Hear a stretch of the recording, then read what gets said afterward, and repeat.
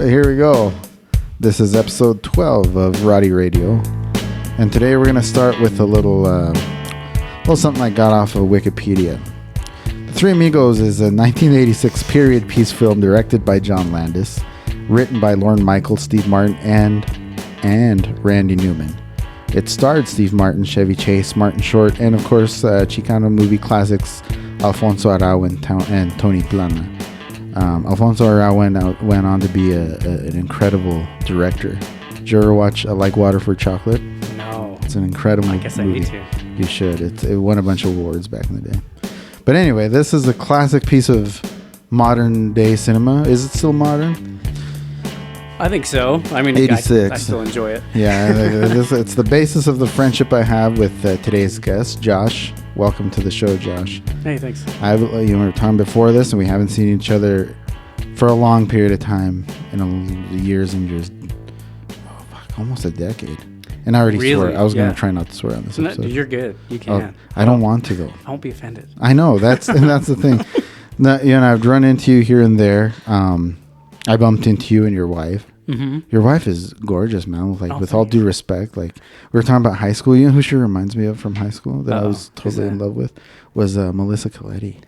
I was going to tell you, she transferred to Madison. No wonder I never saw her in senior year. She was there with you, but I was like, and I'm not much for blondes.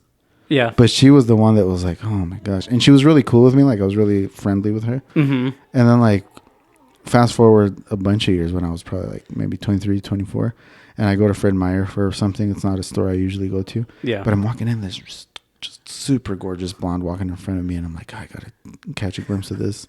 Yeah. And so I'm like walking fast to catch up to her, and it's Melissa. No and way. I'm like, hey, and she was kind of weird. Like I don't know if she didn't recognize me or what, but yeah, still super gorgeous. And I'm sure she still is. I haven't seen her since then, but I'm sure. Yeah. But yeah, that's who your wife reminds me of. Anyway, but I don't want to sit here and just do a whole episode talking about how hot your wife is. But I think that would be inappropriate. I would hope that you would say that. But enough of me saying that. Anyway, I bumped into you and her. Where were we? It was Melaleuca, right? I bumped into you. The most recent one was Dick's Sporting Goods, maybe? Was it like their grand opening? Oh, it could have been. And the thing I really appreciated about that was that my oldest daughter was with me, and you introduced me to your wife as you said I was a legend. Yeah. I was like, I like when my daughter hears this stuff about me because she doesn't often hear positive things about her old man. I think, but well, and I wasn't joking because I think there are some people that stand out, right? And one of my best friends. I met when I transferred high schools to Madison, but he wouldn't be like what you'd point to and be like, oh, he's a popular kid, but everybody loved him to death. Yeah. But I remember I go to 6th grade and I see Rodrigo. And same thing. I wasn't like athletic or anything. Well, and I wasn't much like. There wasn't much to me on the surface, but like I said, I try to be friends with everybody. And so but I think I can't speak for everybody else, but I just thought, everyone likes Rodrigo. Yeah. So, and he had a mustache. Probably since you were born, So I was just like, is he supposed to be here? He's got a mustache. Yeah, that's how it went. Like ever since like 1st grade when I moved here, kids would tease me. And like when I moved to Idaho. Yeah. Because I was a kid with a mustache in 1st grade. That's crazy. You say when you moved here? Yeah. I was born in Montana, and I did kindergarten in Wisdom, Montana. Wow. I didn't know that. Tiny little place. Wisdom Elementary was kindergarten through 8th grade. There was only 3 classrooms. It's 3 grades per classroom. Wow. First kindergarten, 1st, 2nd, then 3rd, 4th, 5th, and so on. Man, it's that's crazy. wild. And just one teacher. That's how little the classes were. She would the teacher would just divide their time in between. 3 grades. Well, I remember I met you in Roberts because that was, I grew up. You went to Roberts Middle School then, huh? Yeah. So it was Midway Elementary. And then Midway Middle School, and then it was Roberts, and then it seemed like every grade had a school. But it was Roberts, and then it was to junior high. But that's where I met you, was out in Roberts, and then the Mustangs, right? Yeah, the Roberts Mustangs. Did you did you live like in Manana or something? Or? Mm-hmm. Yeah, I always thought you lived in Rigby. I forgot that you actually went to Roberts with us. Yeah, so I was on the South Manan Butte. No, wow. So if you're out there, they have fences all around the buttes now, so you can't go sledding on them. Oh, really? You can't go in the middle, at least. But Which was the best part. Yeah. We used to go sledding all the time. Yeah. But yeah, I mean, and no, what I was saying, I don't want to swear this episode because what we were saying, you were always really cool with it. Same thing with like drinking, with anything. You've always been like this person that is very obviously holding himself to a certain standard, but that doesn't, you don't care if other people are doing other stuff that you wouldn't do, and you're not condescending about it. That's what I always loved about you. Oh, like gotcha. you were like my clean Mormon friend that didn't care. Like if I was swearing, you weren't like crying about it. Yeah, no. And because other kids would, like they'd get all upset if they heard you swear, or if you heard you say something dirty, and you'd laugh at the dirty jokes too, Yeah. but you wouldn't, you wouldn't freak out about it. Yeah. That, and you have kids now. I'm like, if you're raising them to that same standard, I want them to be able to listen to this and be like. Have the first thing that comes up be like big old swear word. I do remember you saying what, I don't even know if this is really a swear word, but it's a dirty word. You said the P word once. I don't even know what the P word is. Like the lady parts. Oh my gosh. And it wasn't really you saying it. You were paraphrasing. You were telling us some story. You were on a camping trip with a friend of yours, really? Or something, a brother, cousin, something. Was asleep and in his sleep was calling someone else. Oh yeah. That's so funny, man. And the only reason that stuck with me was because it was so foreign to hear you say a dirty word. It was like, oh, crap. Oh jeez. No, that's so funny. But that's why I'm trying to have this be a clean episode. Those two reasons, because I do respect you like that, because you've never been condescending about your own standards, and because your kids might want to listen. Oh, thanks. Yeah, no, I appreciate it. But yeah, like I guess it kind of earned me the nickname Kenny. If you've seen South Park, Kenny doesn't talk. Yeah, but like it seems like I'd fall into these crowds where the majority were non-LDS, which is what I am, which kind of was where these standards, I guess you could call them, come from. But like I have an easy sense of humor, so I'd laugh at pretty much everything. And it's like, why don't you talk about stuff? Why don't you join in the jokes? It's just like I'm just here. And you're a real funny dude. Like that's the thing. That's thanks. why I liked you, because. That's all we did. We sat in class, and the thing is, let me tell you that there's the thing where there's like a dumb class and a smart class. That's real. Oh yeah. And it was confirmed to me by a teacher. Do you remember Mrs. Hancock in 7th grade? Her daughter was in our class. I do remember. She was really nice. She's an English teacher. Wow. Yeah. And then there was this math teacher whose name was Mr. Hammer, him and I just hated each other, and we came to an agreement that we hated each other enough that. We wanted to switch me out so I wouldn't have to take the math class with him, but with another teacher. Oh, no way. But that caused me to switch Mrs. Hancock's class to a different period, and we're in that class, and there's a bunch of like slower kids in there, and it was a lot of fun. Like the 2 days I was in that class, and Mrs. Hancock pulled me out, and she's like, "Don't tell anybody else this, but I can't have you in this class." She's like, "You're way too far ahead." Yeah. Than what we're trying to learn in this class. Like you're just gonna sit here being bored and not being challenged. Oh man. She's like, this is not the class for you. So she's like, so you got to fix this. And I told her the thing with Mr. Hammer, and she's like, doesn't matter. I can't have this. Like I can't be a like self-respecting teacher, educator, and let one of my bright students be in my dumb class. Pretty much, she didn't say it like that, but she pretty much said that. I was like, wow. And so we had to switch out, and so we had to make peace with Mr. Hammer. I was like, all right, I won't act up. Yeah, right. And you get off my case about me, because that's what made it so difficult. And I think that's why I had such a broad spectrum of friends in school growing up, was because I was super bright in like English and literature and that stuff, but I was so stupid in math. And that's where we met, though, was in that math class. That was for the slow Were kids, you in right? the stupid? No, I'm just kidding. I was going to ask you, where did we meet? No. What class? Like, I don't remember. I don't know how we met. Or where honestly. We started hanging out, or we like talking. I don't even know. Like, how did Three Amigos come up? It must have been mutual classes. And it must have like. And we must have had a couple of them. I'm pretty sure we had like 2 or 3, like, because you'd get into those tracks where like you're seeing the same kids like 2 or 3 times a day. For sure. Yeah. And so you get real chummy. But like, how did Three Amigos even come up? Like, when did you watch Three Amigos? Man, I don't even remember like when you and I started quoting it, but Three Amigos was part of my childhood. Yeah. It was, because my cousins, I think it was just my cousins, they'd always quote it, and then we'd finally like got together and watched it. And I have a million cousins on my mom's side, and it was like the watch party. I'm sure it was, I don't know, 40 people probably, but busting up, laughing over this, everything's movie. A one-liner. You know, it's just so funny. So quotable from start to finish. It is. Yeah.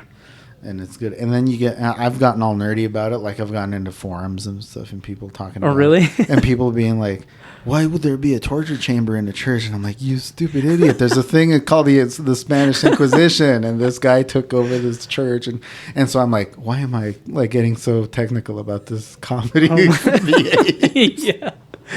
Oh, but dude, it's just you know, and I actually brushed up. I watched it. You did watch it? Yeah, I did. That's awesome. And I'm like, I don't know why I had to brush up because I've got the whole thing memorized still. You know, nothing really new jumped out still, but like it is still a very watchable. It's still a good watch. It's a classic. Yeah, and I've watched it with my daughters. Dude, would you show that to your kids?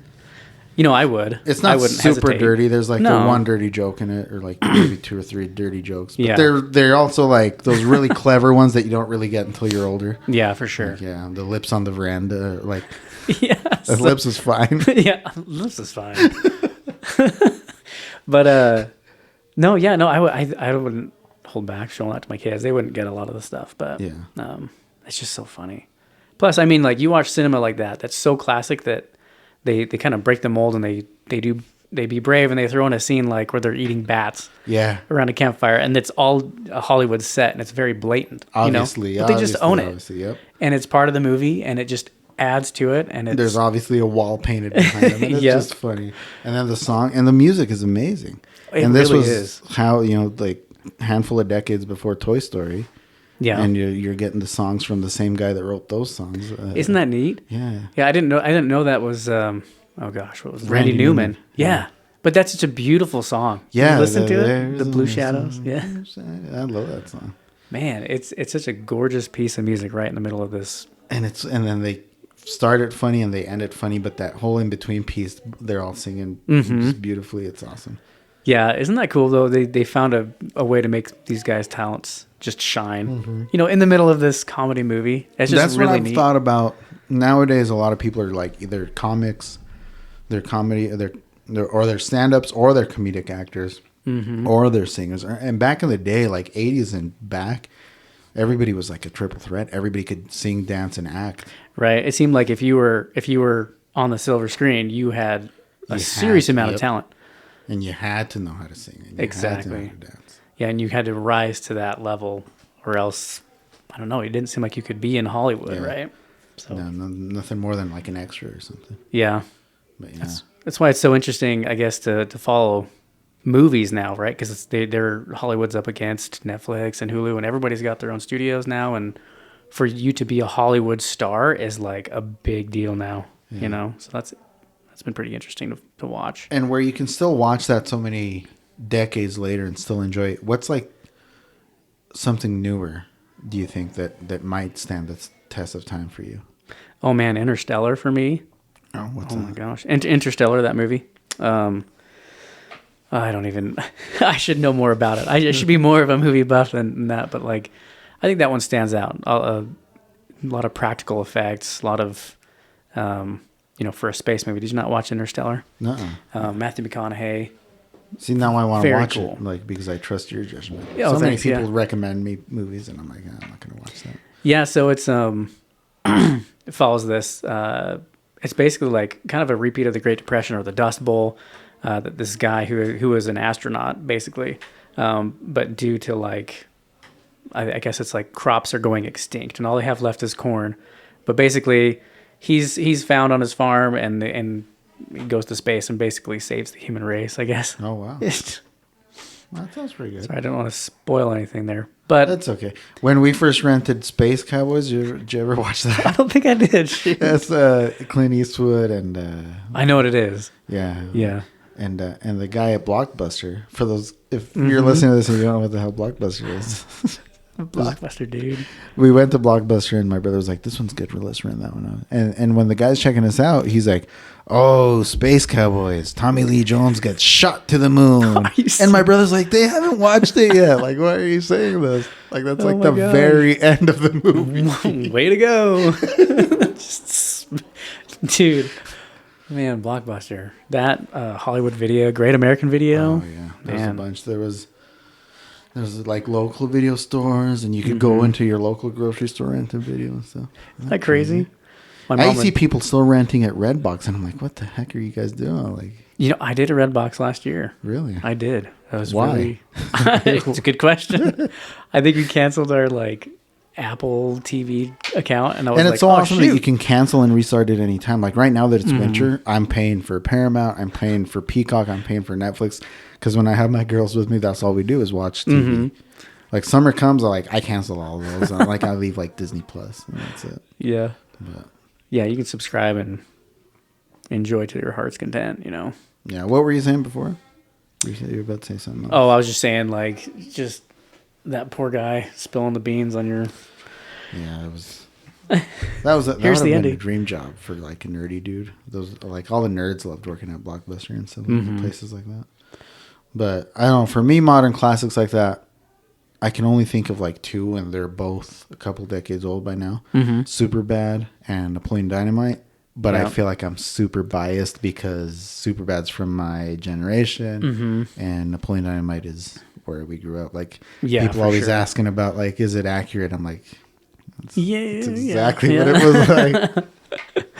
Napoleon Dynamite, man. I heard about that movie when I was in high school, in Rigby High School. I was on the Rigby High School ballroom dance team, and we did ballroom camps in the summers up at the BYU Idaho.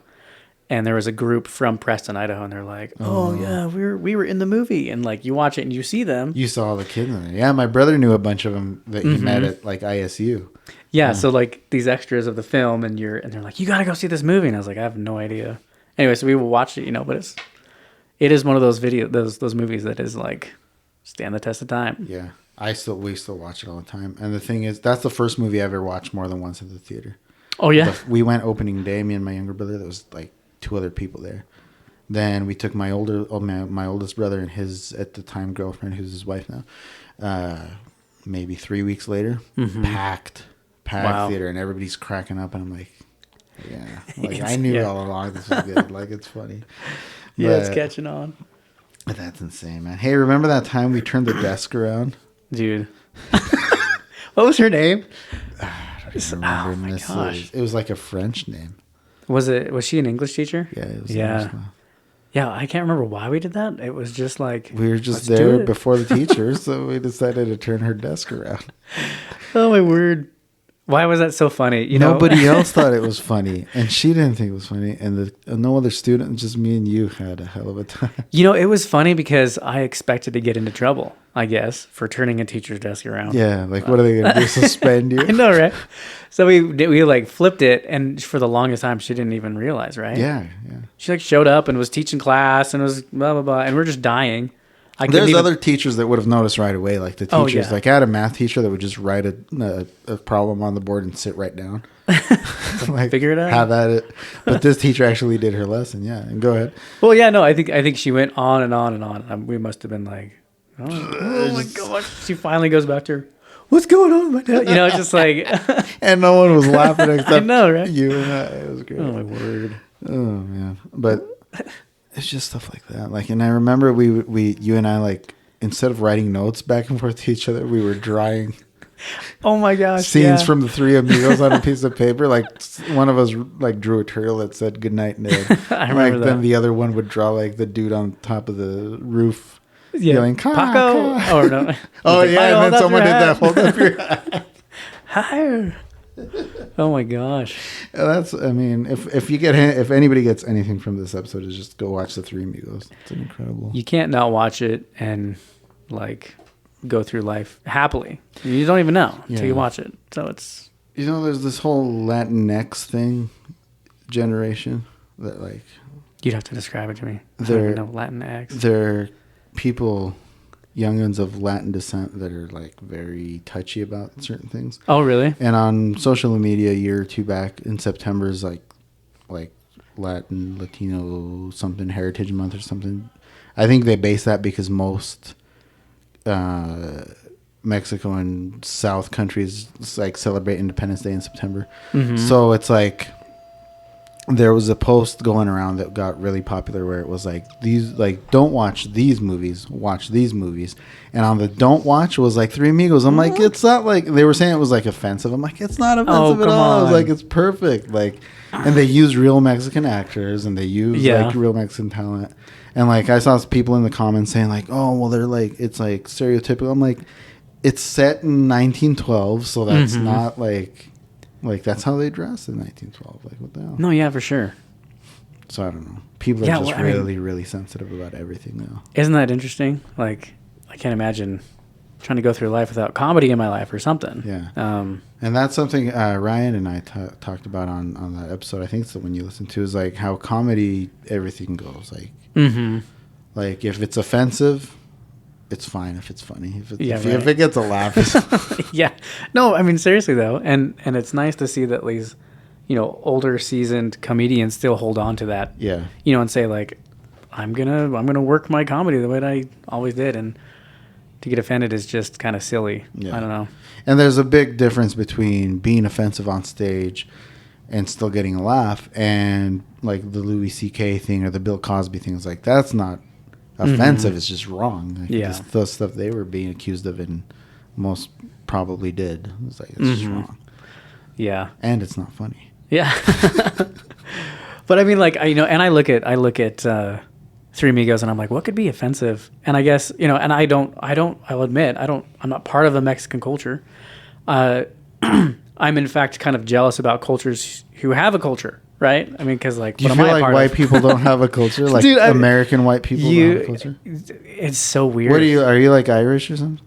I'm like 25% Scottish, actually. Scottish. Yeah.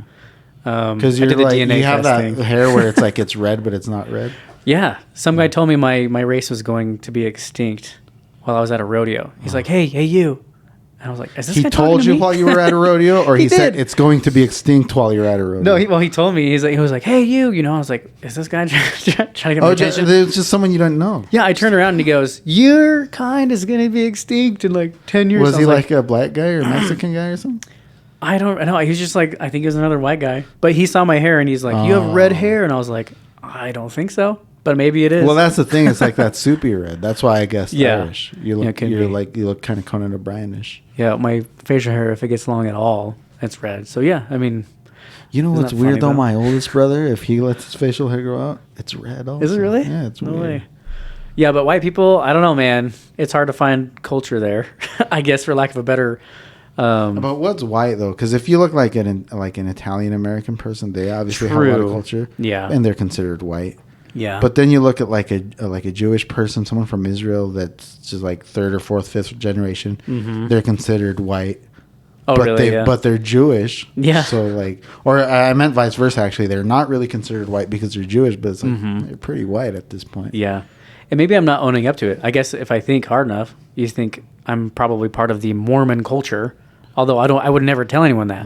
I guess that's kind of the culture that we are because.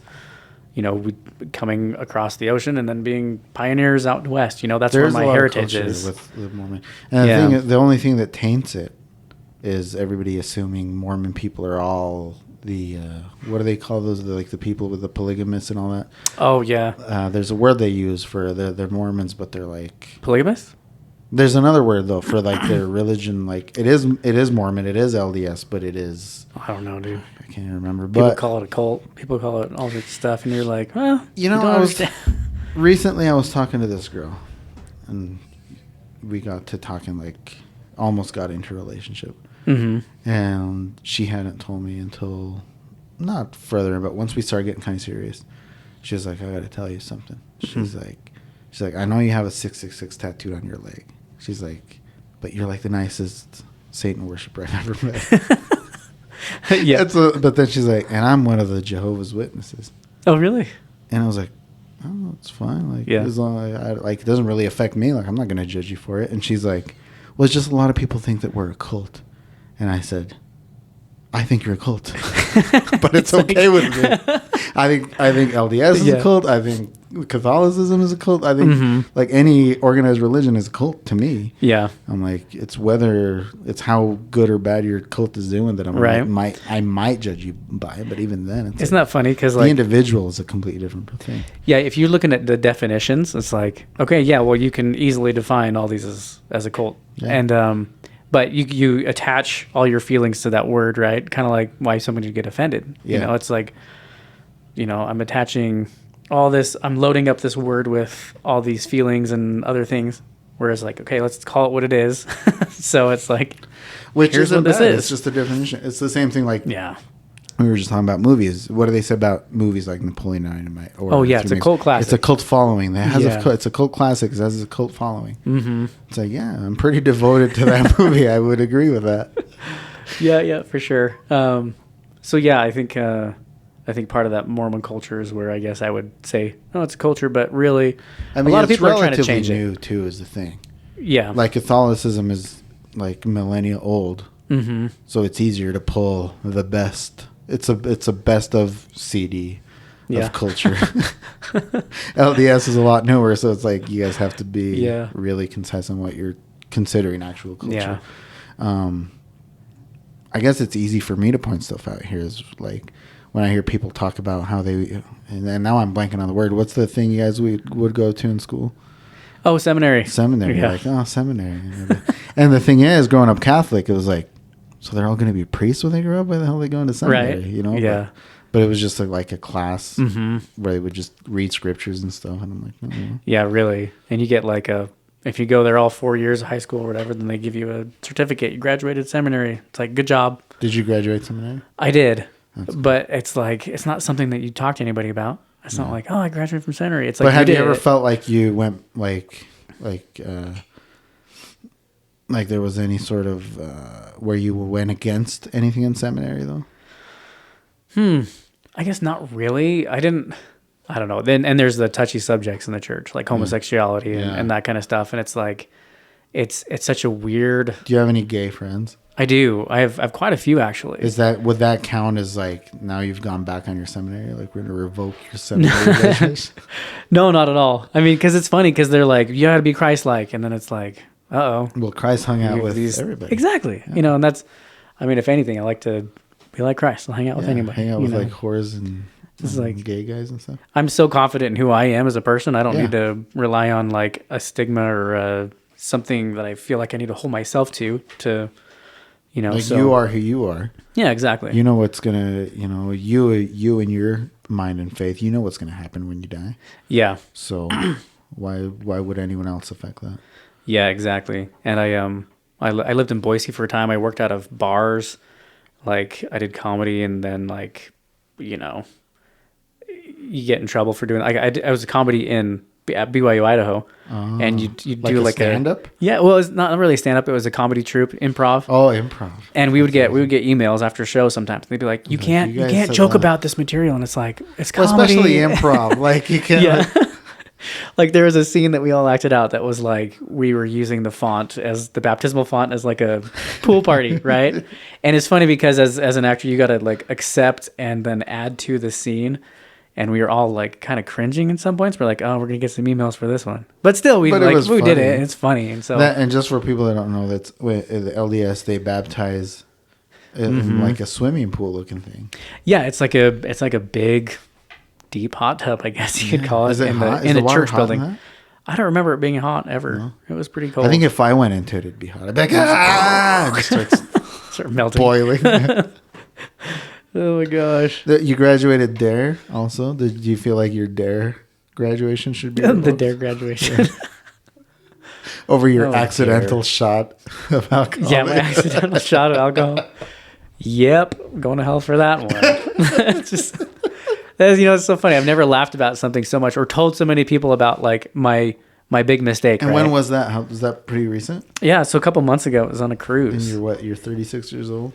Yeah, 36 years old. First shot of alcohol you've ever had. First shot, taste of alcohol. And I've never really like wanted. Well, I say that I didn't want to, but I've never been like, I should drink or whatever. I've been around a lot of drunk people in the past, and I'm like, I don't really want to go there with myself. I don't know what I would do. there shows my naivety about drinking or whatever. Yeah, I'm gonna get you drunk one of these. Yeah. so and your wife's gonna absolutely hate it. Or love you. I don't know. She was probably laughed the hardest when I said I accidentally So I was at a jewelry store and looking for a trinket for my daughter, one of my daughters, and come around the corner and my coworker's standing next to this punch, and they're like, "Oh, what is this?" And he's like, "Oh, it's a free drink. Have it." And I'm like, "Well, what is it?" She said, "It's punch." And I was like, "Great."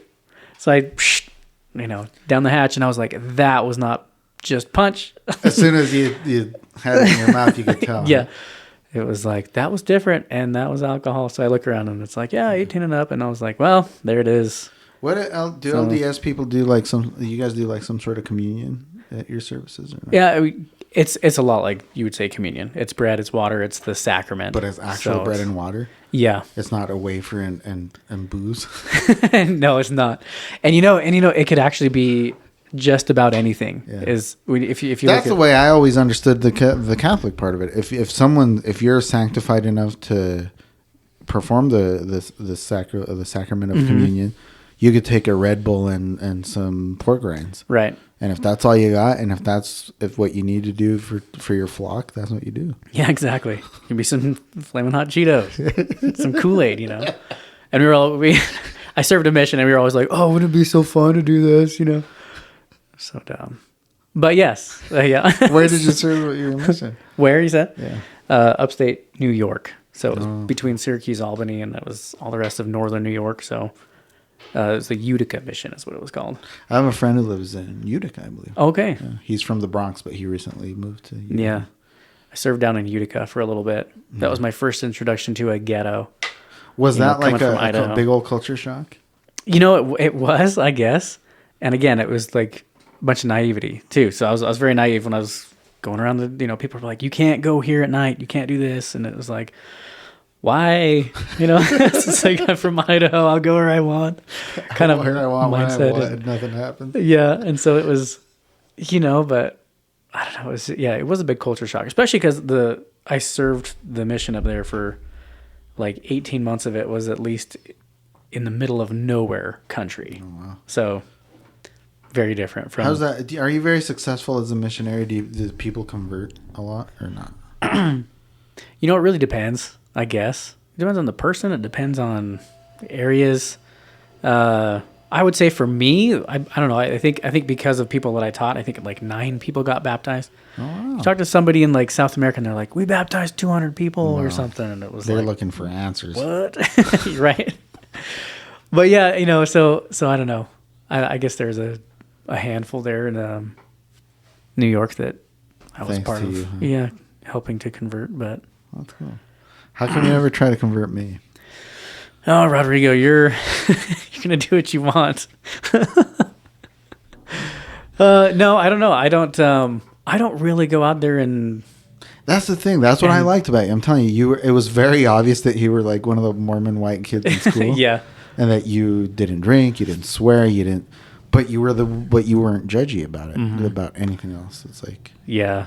No, I don't know. I think people are interested. They're going to ask you about it. Yeah. Honestly. So, I satisfy my own curiosities. I'll go and explore another religion or talk to other people, talk to priests and things like that, and have a good discussion and learn more rather than try to go out there and I don't know what.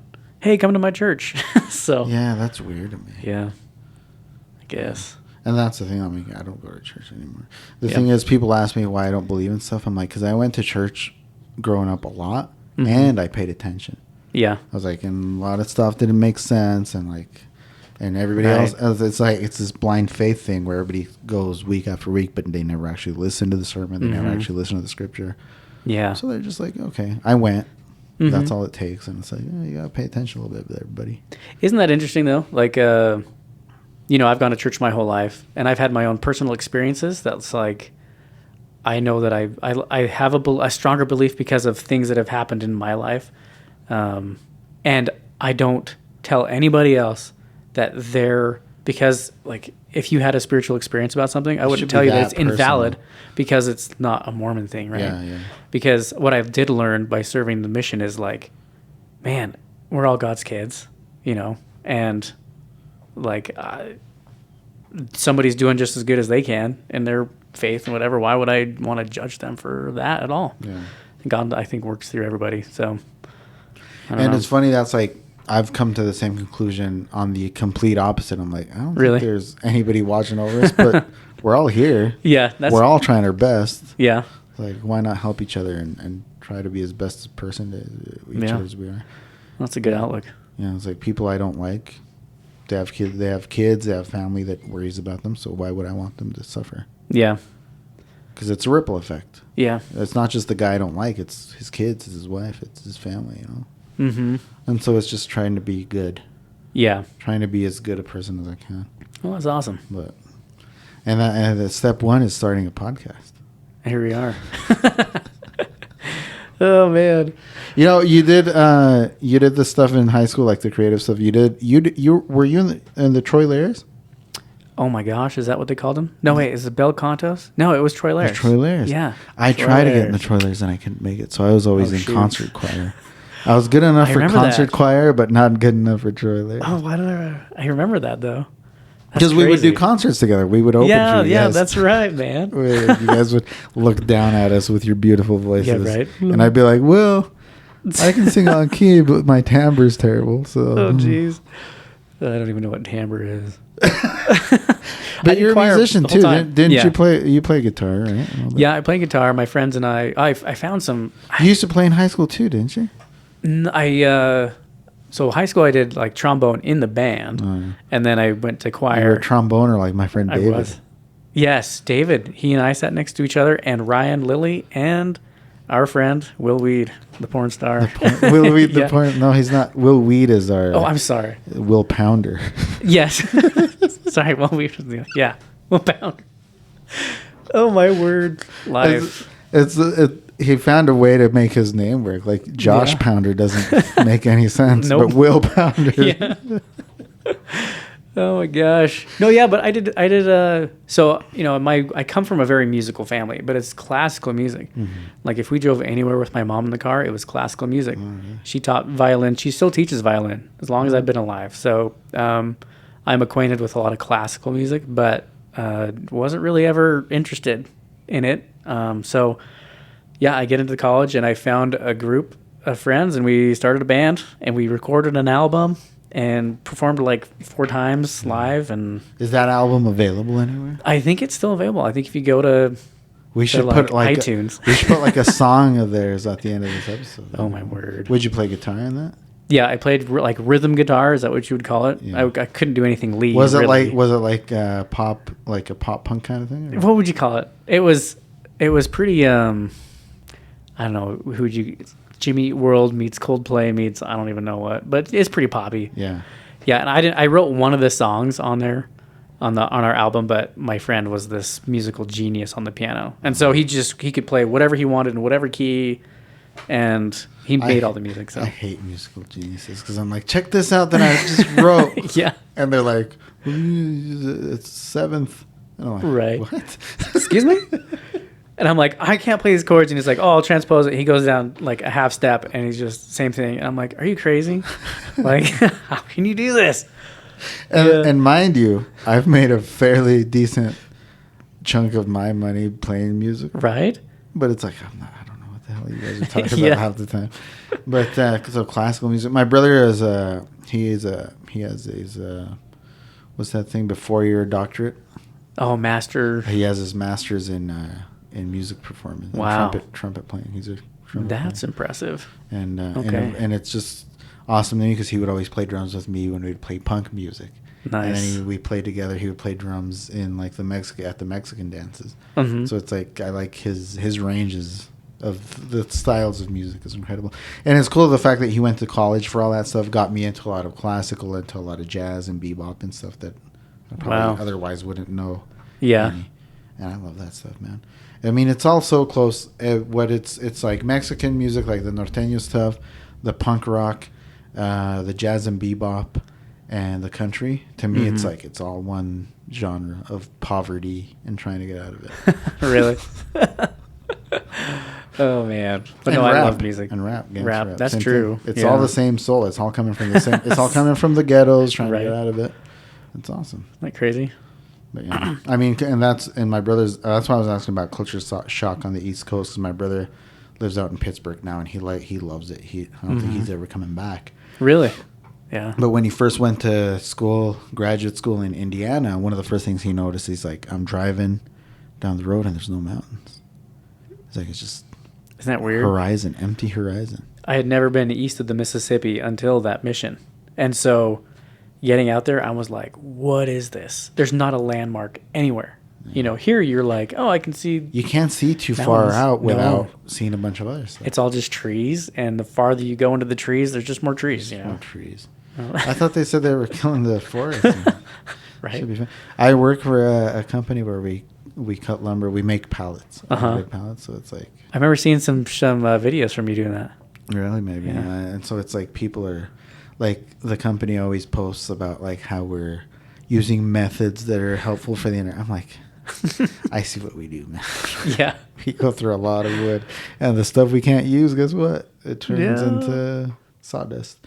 Which they sell for like animal bedding and stuff. So I guess we're doing right. We'll repurpose stuff. Doing the best we can. You know what I tell new people though? What's that? They're like, what do they do with all the sawdust? Because it gets all hauled off into these silos and stuff. And they're like, what do they do with all the sawdust? And I'm like, you ever buy like a box of cereal and it says now with more fiber? There it is. We sell them the fiber. And they believe it, and it's terrible. Ding, ding. So after high school, you went off, did your mission. Where'd you go to school? Just BYU, Idaho. Just. Why do you say just? BYU, Don't say that, man. Be proud. It's just because it's local. Be proud of and I am a little bit proud of it, because you compare it to other, I don't even know why I went there exactly, other than it was local and cheap, and I needed to, really. And you could stay with the standards. I had friends that would get kicked out of. Right. Yeah. For smoking pot and stuff. I was like, well, Josh isn't smoking any pot, so. Isn't that interesting? You get kicked out of school and then they're like, you got to repent, like teach repentance, but if you do this, you're out. Yeah. I was I don't know. Figured some people can be a little more lenient, but that's why I don't work there, I guess. But, no, I went to school at BYU, Idaho. I studied video production. So that's what you do now. Yeah, that's what I do now. That's what I've done for like the last 15 years. Which is awesome, man. I see you post stuff, and I told you, I was like, man, I'm so proud of you, man. Like, holy crap. He's doing all this professional work. Mm-hmm. I thought you were a firefighter at first. I worked with firefighters for a long time. Yeah, that's why I was like, you would do the sexy firefighter calendars for them? Is that what you're doing? Mm-hmm. No. Yeah. Unfortunately, no, I did not. I had no gay friends that were firefighters, so I couldn't really strike up a calendar. You think if we get Will Weed to dress up as a firefighter, you could take some pictures of him? Probably. I could probably get a hold of him and be like, "Yeah, were you friends with him? Friendly enough?" Yeah, I think I was. Yeah, I had no problem. I would have no problem reaching out to him and be like, "Hey, you want to hang out?" Like, I think he would literally. Hang out with him, dude. Wouldn't that be funny? Yeah. Next podcast. I don't know. I hadn't thought of hitting him up to get on the show. Really? It's not a bad idea. Yeah, no, I don't know. You never know until you try. Yeah, I'm gonna hit him up. Yeah, so I just go BYU Idaho. Did video production, and then I got an internship. Did you ever think you were gonna talk about BYU Idaho and a porn star in the same sentence? No, but you can. And as we've proved here. But yeah, so then I got an internship at LA County Fire Department, and I did a internship down there in East LA. A few months, and then they asked me to come back after my wife finished another semester at school. So I worked there for a little bit in LA, and then got connected with a more full-time secure gig up in Maryland, and that's when I moved out there. And it was working with firefighters. I thought you were still out there. No, we were. Yeah, we were out there for like 6 years working for a research group that was improving firefighter safety, and that was really cool. Like in comparison, like what I do now, I work at Melaleuca, and I'm a video producer, and they're great videos, sure, but it's like run-of-the-mill. We're delivering scripts, we're cutting videos, but this was like, I was one of like 5 people there at first, and it was pure creativity and fire. We'd build full-scale buildings and start them on fire and whatever. So it was really fun. That is awesome. Yeah, so I guess if anything, I'm more of a documentary guy than a film maker, but I do want to stretch the filmmaking legs and do my own stuff. But I had he's my friend. He's my cousin's son. Actually, was the first guest on this podcast in English, and he does short films and stuff. Really? He's really gotten into it. He went to the Marines and did a whole thing there, and now he's doing that, and that's what we talked about, a lot of that stuff. So it's like very cool. It's cool to see how creative people can get. And then there's me with the Spanish podcast. Like, I just wanted to do audio like this, but everybody just wanted video. I'm like, can't we just do audio? And so now when people like talk about the quality or lack of quality in my videos, I'm like, I'm not a videographer, man. I'm just like I just point a camera and hit record. Like, it's bad. But I mean, the goal eventually is to be able to hire someone to come in and like run the cameras and make it look good. Yeah, man, everything's so pricey nowadays, though. People are going to want an arm and a leg to, multi-camera shoot with blah, blah, blah. It's going to be a lot of money. But if you find somebody who's willing to sit down and do it, then... And that, I mean, my friend Carlos is his name. That's what he said. He's like, every once in a while, he's like, maybe I could help you out. I was like, oh, yeah. And I have another friend who did our photographs. I'm like, once we like... Because this is like dead time. Like winter, nobody's really down to film as much. Summertime, everybody's like, last summer was crazy. Like we were filming like 2-3 times a week, and everybody was down to show up. And we'd go way late into the night and stuff. I'm like, once we get into that swing of it again, I was like, bring your camera, take pictures of us. We'll act like you're not even there. Like, it'll be cool. Yeah, for sure. But there's always people willing to help, but once you actually get into like some commitment, it's going to cost you some money, and rightfully so.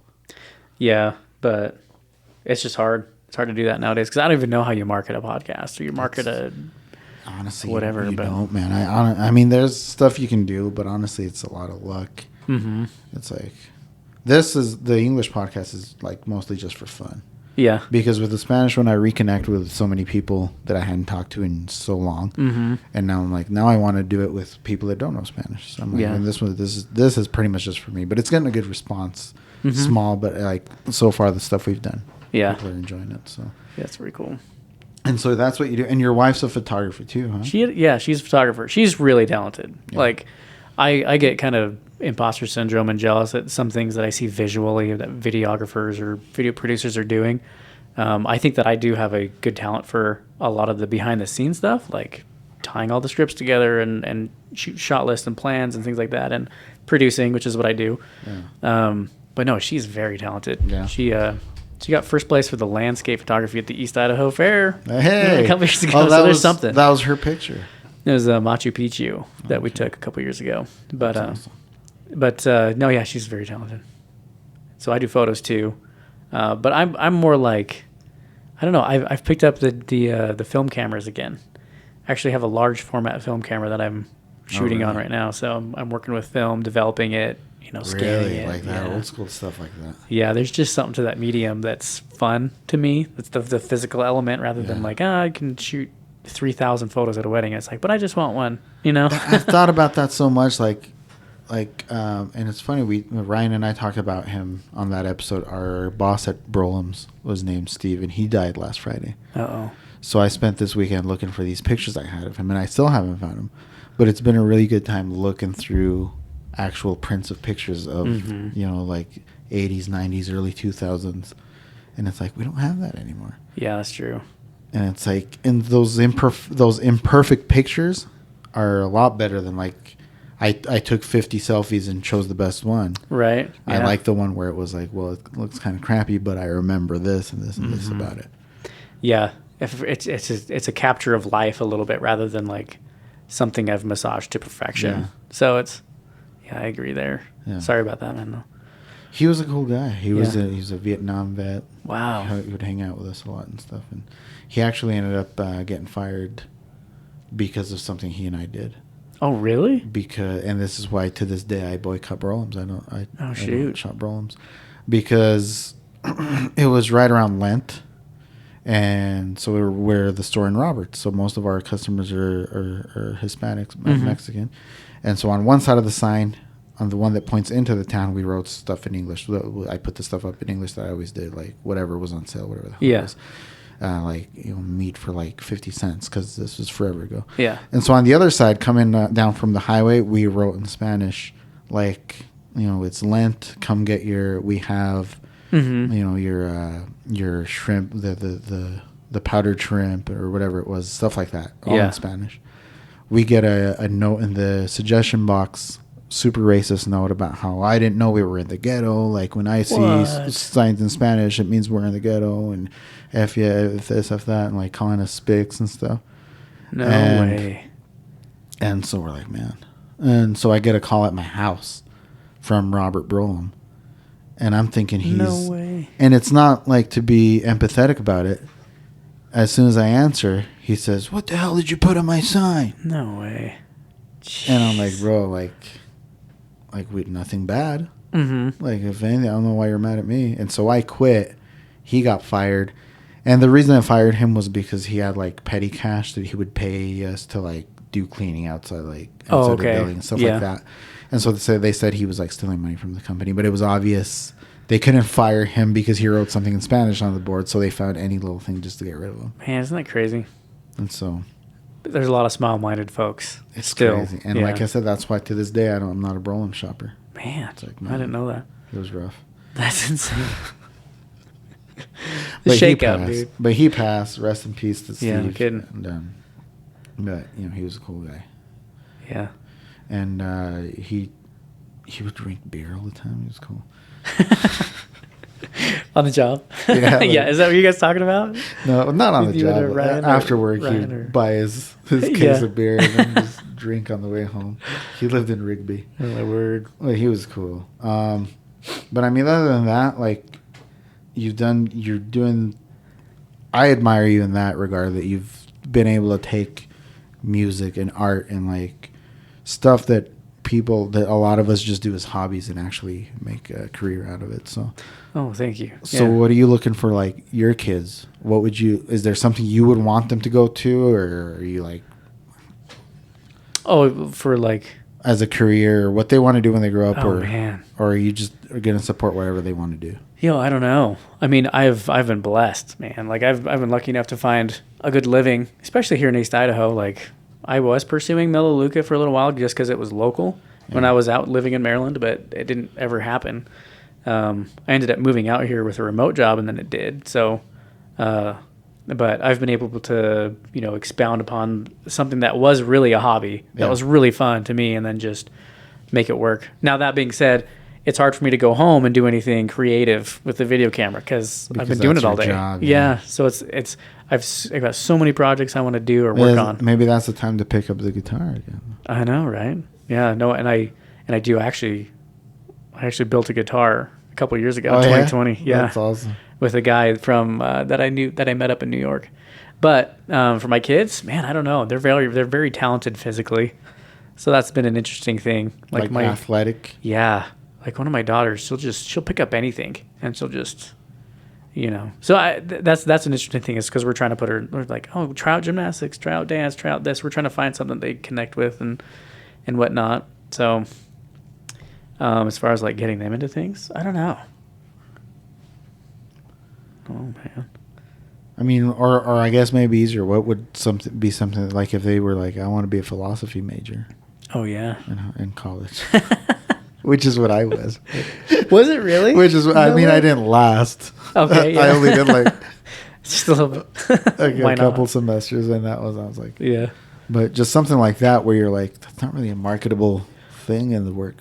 Yeah, no, not really. That's a really good question, though. Like, I you're going to be the smartest, brightest, funniest person in the room, but you're going to be broke. Yeah, that's true. Oh, my word. Yeah, no, they... Well, how old are your kids? 5 and 3. Yeah, so they're still... You have plenty of time to think about it. But. Very young, and we're actually homeschooling them right now. Oh, yeah. Well, so they're weirdos, then. Yeah, they're pretty sheltered. Can't spell. No, just kidding. No, my wife was homeschooled her first 3 years and was like, I'm all for it. And I was like, okay, hey, let's just go to public school, and kind of met in the middle. And then really it's like, I guess more or less worried about the public school system anymore than Man, this anything. Public school system, teachers a lot of them are trying really hard. But, I mean, nobody fails, which is a bad thing. Yeah. That's true. Like if you didn't learn a single thing in those last 9 months, but you still get to go up to next grade, that's not a good thing. No. And that happens. Mm-hmm. But I think, and knowing you, it's like you need to be like public school is the best place to get a little bit of everybody.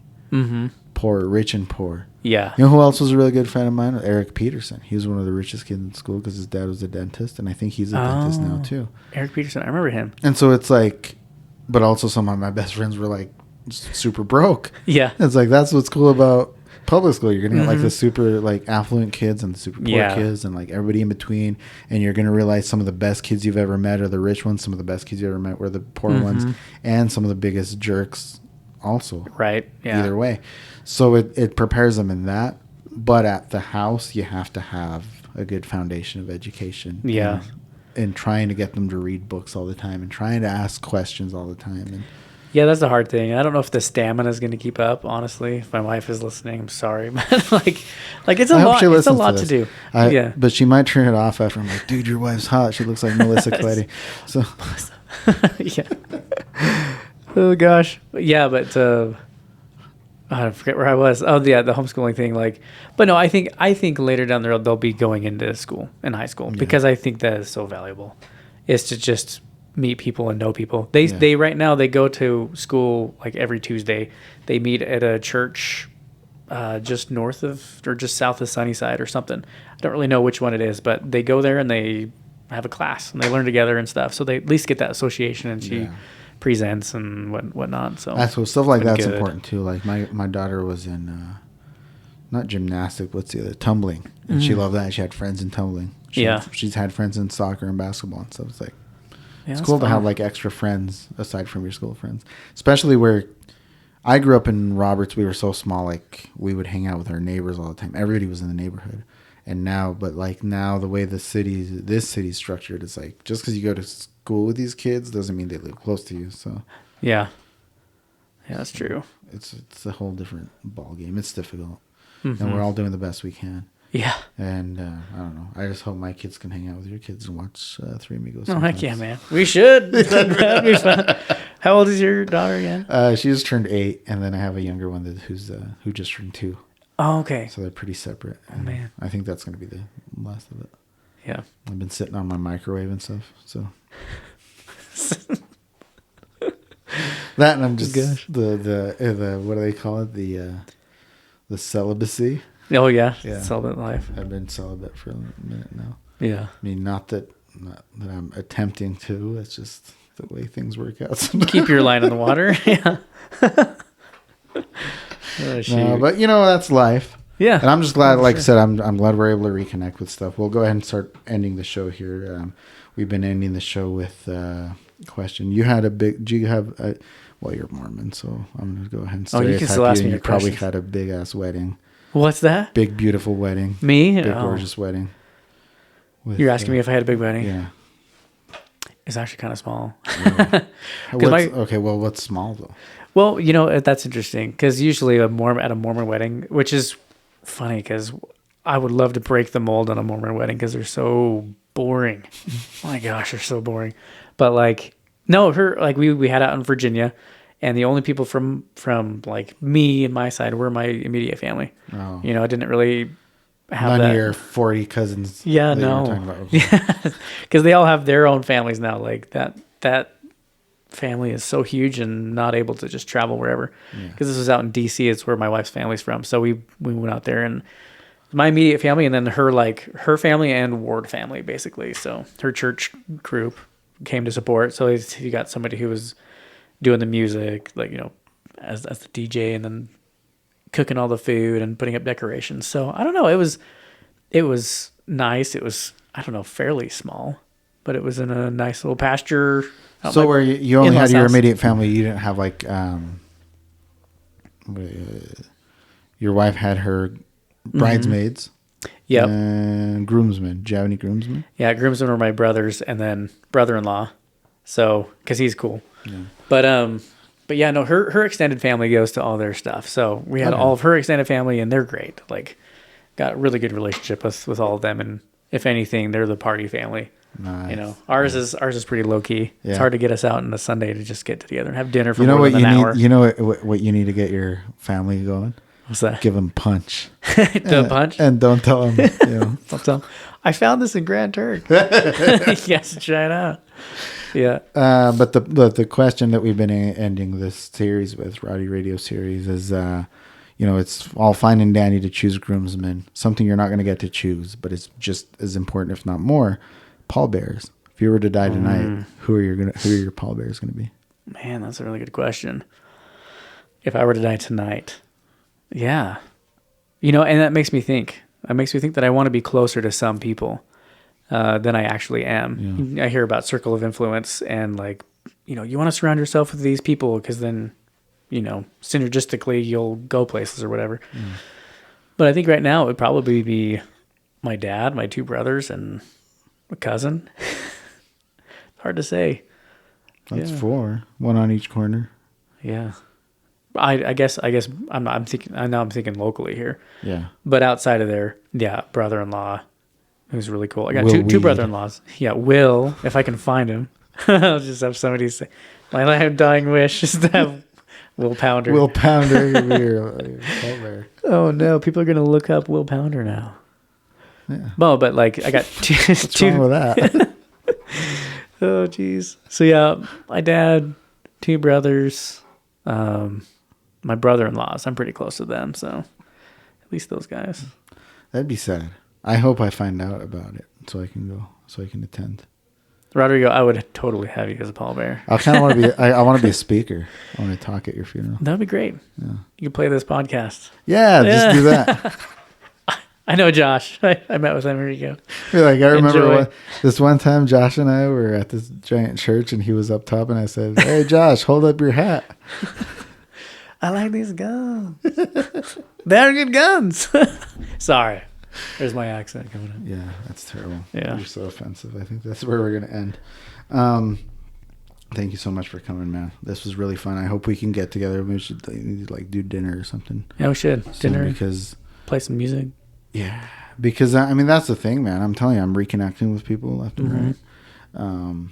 You're lucky to have what seems like a great marriage. My marriage was terrible. That kept me away from people I cared for, and now that I'm out of it, I'm like, well, let's just talk to everybody again. Yeah, for sure. And so I hope we can still connect like this again. Oh, especially for sure. now that I know you're in town. I just always assumed you were across the country. Yeah, no. Which is out in Idaho again. Yeah, but that's good, man. Any parting words before we get out of here? Don't search Will Pounder. Just kidding. Parting words? I don't know, man. Love life. Enjoy people. Really, love who you're around. And you're not saying it, but don't be condescending. I'm telling you, man. That's what I always loved about you. Oh, thanks, man. You put up with everybody's shit. And there was the swear word at the very end of the show. All right, man. Let's get out of here. Thanks. You were grooving to that, huh? That's good. What's that? Did you write your little...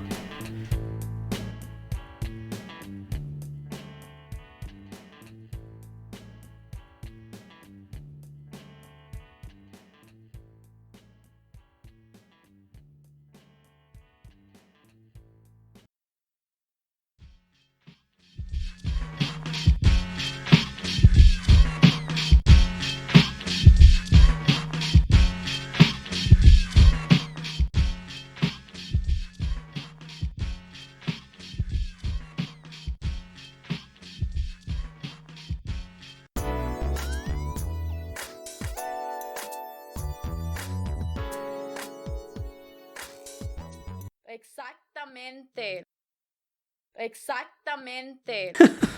I must have got out before then.